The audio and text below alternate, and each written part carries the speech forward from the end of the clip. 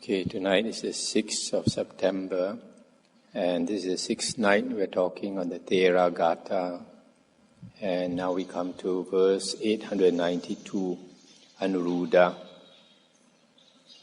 Anuruddha is one of the most famous arahants during the Buddha's time.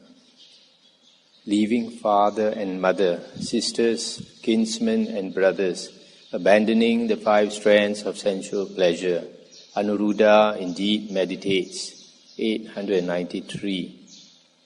Attended with song and dance, awakened by cymbals and gongs, he did not thereby attain to purity, delighting in Mara's realm. 894. But crossing over this, delighting in the Buddha's teaching, crossing over all the flood, Anuruddha indeed meditates. 895. Forms, sounds, tastes, smells, and delightful things to touch. Passing over these too, Anuruddha indeed meditates. 896. The sage returned from alms begging alone, without companion, without asavas. Anuruddha seeks rags from a rubbish heap. Stop here for a moment. Anuruddha came from a wealthy family.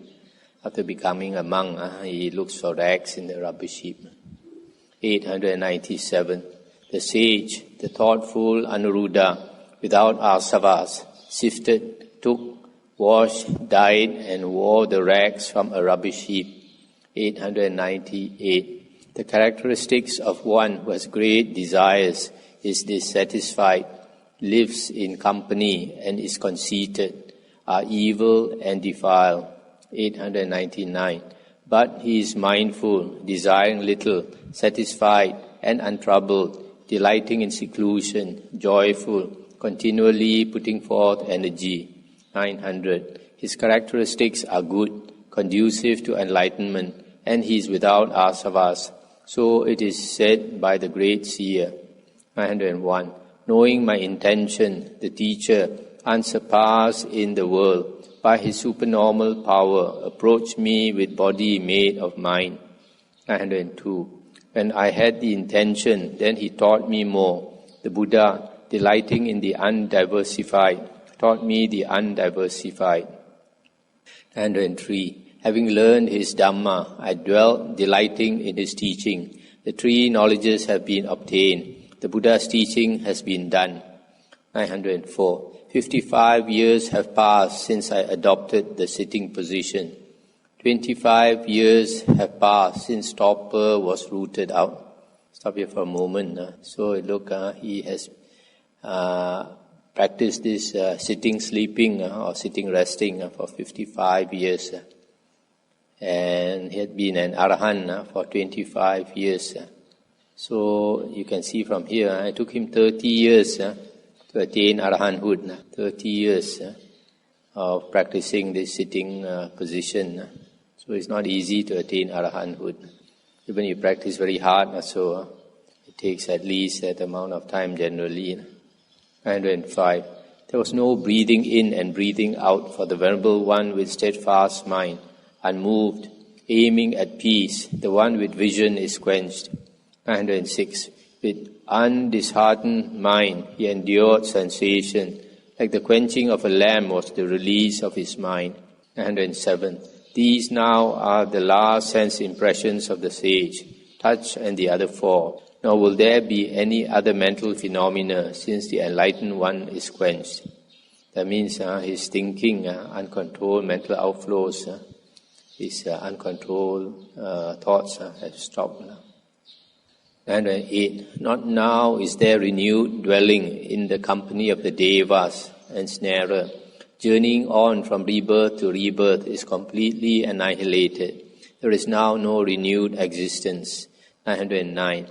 By whom the world, together with Brahma's heaven, is known 1,000-fold in a moment.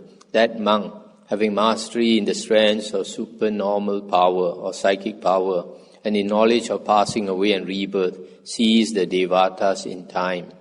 This one, stop here for a moment. Anuruddha is supposed to be able to see the 1,000 world systems in the palm of his hand. His mind has opened up so wide. that his mind, so that even 1,000 world systems to him is so small.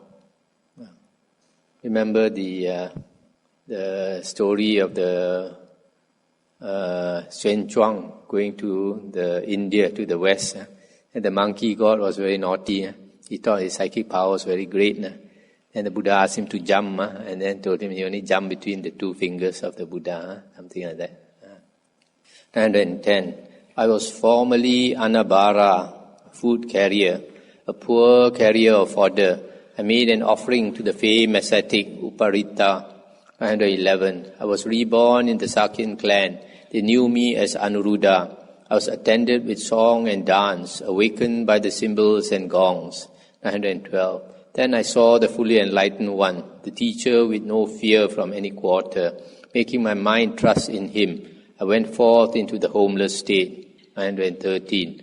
I know my former habitation or lives, where I lived before. I remain among the Tavatimsa Devas with birth as Sakka. 914. 7 times I rule a kingdom as king of men, possessing the whole world. A conqueror, the lord of Jambu Sanda. I govern without stick or sword, righteously. I mean, he was a wheel-turning king, as universal monarch. 915. From here 7, from there 7, in all for 14 journeys. I know my habitation. Then I remain in the Deva world. 916. In 5-fold peaceful concentration, fixed on one point, I have obtained complete repose. My Deva eye is purified. 917. Standing in 5-fold meditation, I know the passing away and rebirth of creatures, their coming and going, their existence in this form or that. 918. The teacher has been waited on by me. The Buddha's teaching has been done. The heavy load has been put down. That which leads to renewed existence has been rooted out. 919. In Veluva village of the Vajis, after the complete annihilation of life, I shall be quenched under a tree in the bamboo grove without asavas. And then probably could see the future where it's going to pass on. Actually, in one of the suttas, because he was Kakadevaraja before, probably before he came down as a human being, so his former wife, Devi, from the heaven, came down to see him and asked him, when is he going up to the heaven again? And he said he'll never go up to the heaven again. Parapariya, this monk also has a lot of nice words, which I appreciate very much. 920. A thought came to the ascetic in the great wood when it was in flower, when he was seated, intent, secluded, meditating. So here he tells of all the things that came to his mind. 921. The behavior of the monks now seems different from when the protector of the world, the best of men, was alive. 922. There was protection from the wind, a loincloth as covering for their modesty. They ate moderately, satisfied with whatever came their way. 923. If it were rich food or dry, little or much, they ate it to keep alive, not being greedy, not clinging to it. 924. They were not very eager for the necessities of life, for medicines and requisites, as they were for the annihilation of the asavas. 925. In the forests, at the foot of trees, in caves and grottos, devoting themselves to seclusion, they dwelt, making that their aim. 926. Devoted to lowly things, of frugal ways, gentle, with unstubborn minds, uncontaminated, not garrulous, not talkative, intent upon thinking about their goal. 927. Therefore their gait, eating, and practices were pious. Their deportment was smooth, like a stream of oil. 928. Now those elders with all asavas completely annihilated, great meditators, great benefactors, are quenched. Now there are few such men. 929. Because of the complete annihilation of good characteristics and wisdom, the conqueror's teaching, endowed with all excellent qualities, is destroyed. 930. This is the time of evil characteristics and defilements, but those who are ready for seclusion possess the remainder of the true Dhamma. This is one of the verses I like. Just like nowadays, time of evil characteristics and defilements among the Sangha. But those who are ready for seclusion, stay in forest areas or forest monasteries, they possess the remainder of the true Dhamma. 931. Those defilements increasing enter many people. They sport with fools, I think, as demons do with the mad. 932. Those men overcome by defilements run here and there in the divisions of defilement, as if their own private battle with Mara had been proclaimed. 933. Having abandoned the true Dhamma, they quarrel with one another. Following after false views, they think this is better. 934. Having cast aside wealth and sons and wife, they go forth. They cultivate practices which are not to be done, even for the sake of spoon alms. 935. Having eaten their fill, they lie down, lying on their backs. When awake, they tell stories which were condemned by the teacher. 936. Thinking highly of all the artisans' crafts, they train themselves in them, not being calm inside. This is the goal of the ascetic state to them. 937. They present clay, oil and powder, water, lodgings and food to householders, desiring more in return. 938. Tooth cleaner and kapita fruit and flowers and food to chew, palatable alms and mangoes and myrobalans they give. 939. In medicines they are like doctors, in their various duties like householders, in adornment like courtesans, in authority like nobles. 940. Cheats, frauds, false witnesses, unscrupulous, with many stratagems, they enjoy the things of the flesh. 941. Running after pretexts, arrangements, stratagems, aiming at a livelihood, they accumulate much wealth by a device.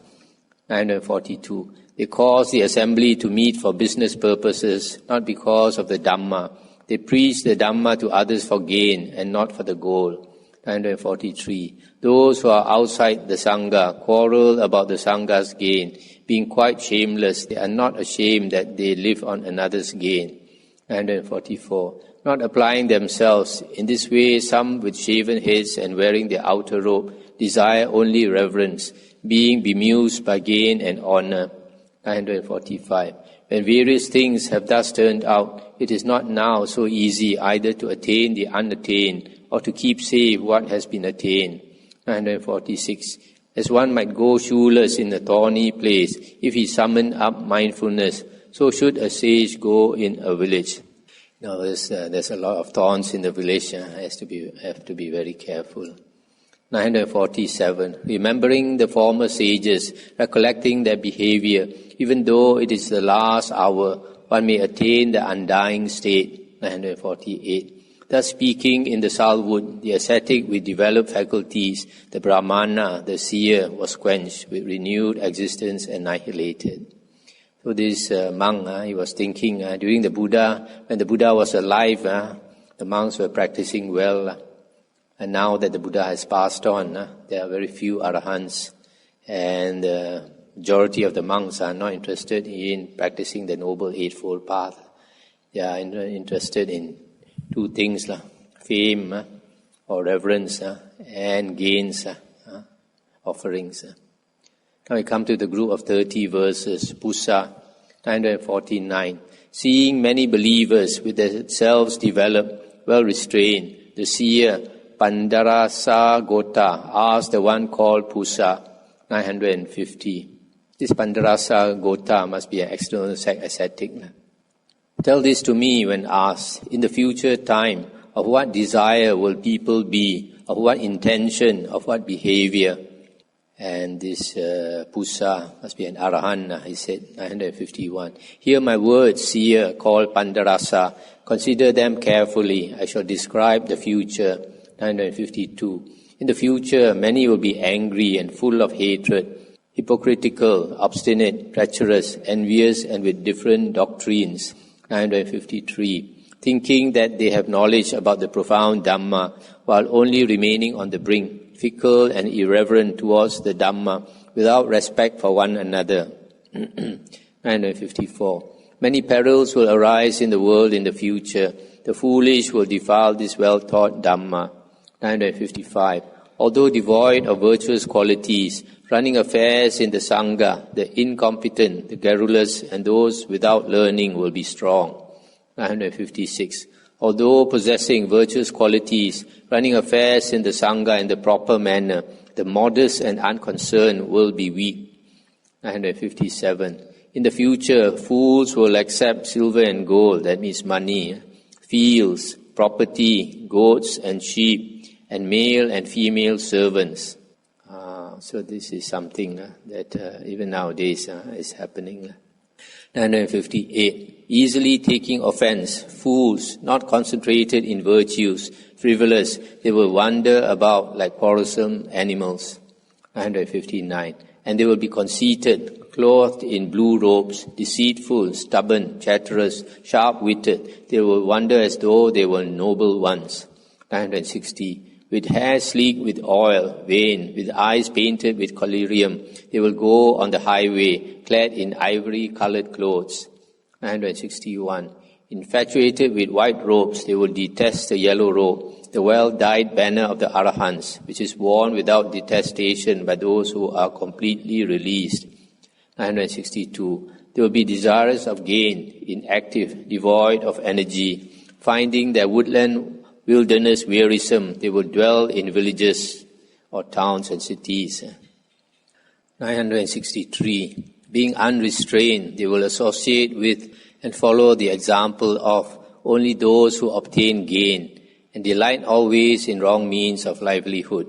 964. Those who do not obtain gain will not be objects of worship. They will not follow the wise, even though they are very pleasant. 965. Finding fault with their own banner, which is dyed the color of copper, some will wear the white banner of the sectarians. 966. Then they will have no reverence for the yellow robe, and there will be no consideration for the yellow robe among monks. 967. This very terrible lack of consideration was unthinkable to the elephant, overcome by pain, pierced by the arrow, hurt. 968. For then the six-tusked elephant, seeing the well-dyed banner of the Arahants, straightway said these salutary verses. 969. The impure one who will wear the yellow robe, devoid of self-taming and truth, does not deserve the yellow robe. 970. But he who has put away impurity, is well concentrated in the virtues, is possessed of self-taming and truth, indeed deserves the yellow robe. 971. Devoid of virtue, foolish, unrestrained, acting willfully, with wandering mind, without energy, he does not deserve the yellow robe. 972. But he who is possessed of virtue, rid of desire, concentrated, whose mind's intentions are pure, deserves the yellow robe. 973. The conceited, frivolous fool who has no virtue deserves the white robe. What will the yellow robe do for him? 974. Both monks and nuns with evil minds, disrespectful, will in future rebuke the venerable ones whose minds are full of loving kindness. 975. Even though being trained in the wearing of the robe by the elders, fools will not listen, being stupid, unrestrained, acting willfully. 976. Those fools, being thus untrained, without respect for one another, will take no notice of their preceptors, as a bad horse takes no notice of the charioteer. 977. So during the future time will be the behavior of monks and nuns when the last time has come. 978. Before this very fearful future time comes, be of pleasant speech, congenial, with respect for one another. 979. Be with your minds full of love, compassionate, restrained in the virtues, putting forth energy, resolute, always of strong effort. 980. Seeing indolence as a fearful thing, and vigilance as rest from exertion, develop the eightfold path attaining the undying state. So he's talking about the future monks. Now we come to Sariputta, 981. Of restrained conduct, full of mindfulness, like a mindful one, meditating with restrained intentions, vigilant, delighting in inward things, with self well concentrated, alone, content, him they call a monk. 982. Whether eating moist or dry food, he should not be satisfied. A monk should wander with unfilled belly, eating in moderation, mindful. 983. Leaving 4 or 5 mouthfuls, he should drink water. This is sufficient for the abiding in comfort of a resolute monk. 984. If he covers himself in the proper robe, which is for this purpose, this is sufficient for the abiding in comfort of a resolute monk. 985. If it does not rain on his knees as he sits cross-legged, this is sufficient for the abiding in comfort of a resolute monk. 986. Who has seen happiness as pain, has seen pain as the dart, and realized that there is nothing between the two, with what in the world will he be concerned? 987. May I never have anything to do with an evil wisher, who is inactive and devoid of energy, with little learning, disrespectful. With what in the world will he be concerned? 988. Let the one who has great learning, is prudent, well concentrated in virtues, devoted to peace of mind, stand right at the head. 989. He who is devoted to the diversified world, an animal delighting in the diversified world, fails to attain quenching, unsurpassed rest from exertion. 990. But he who, abandoning the diversified world, delights in the path to the non-diversified world, he attains quenching, unsurpassed rest from exertion. 991. Whether in the village or in the forest, on low ground or on high, wherever the Arahants live, that is delightful country. 992. Forests are delightful, where ordinary people find no delight. Those rid of desire will delight there. They are not seekers after sensual pleasures. 993. If one should see a seer of faults, a teller of one's errors, a prudent man, one should associate with such a clever man, like a revealer of treasure. It fares better, not worse, for one who associates with such a one. This one is good advice, but very few people can take it, because if you stay with the teacher, always telling you your faults, if you are not willing to change, then you get annoyed rather than happy. 994. He should advise, he should admonish, he should restrain from the improper, for he is the friend of the good, he is the enemy of the bad. 995. The Blessed One, the Buddha with vision, taught the Dhamma to another. While the Dhamma was being taught, being desirous of it, I turned an attentive ear. 996. My listening was not in vain. I am released without asavas, not for knowledge of former habitation, nor even for the deva eye, nor for the psychic power of knowledge of other people's thoughts, nor for knowledge of passing away and rebirth, nor for purity of the ear element was there any resolve of mind. Up here for a moment. So actually, after 2 weeks that he had ordained under the Buddha, he was fanning the Buddha, maybe on a hot afternoon, and the Buddha was talking with an external ascetic. And Sariputta was fanning the Buddha and listening to the two of them talking.